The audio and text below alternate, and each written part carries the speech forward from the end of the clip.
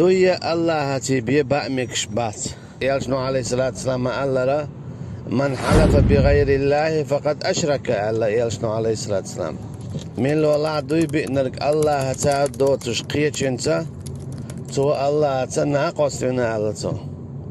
سنديلا دوي بأمك دات الله تبين أجي والله بالله تالله أل يميلت عن الله هن ترتا دوي بقربو يا الله عن صفات تدوي بقربو مثلا ديل وزر لور ديل سيلر لور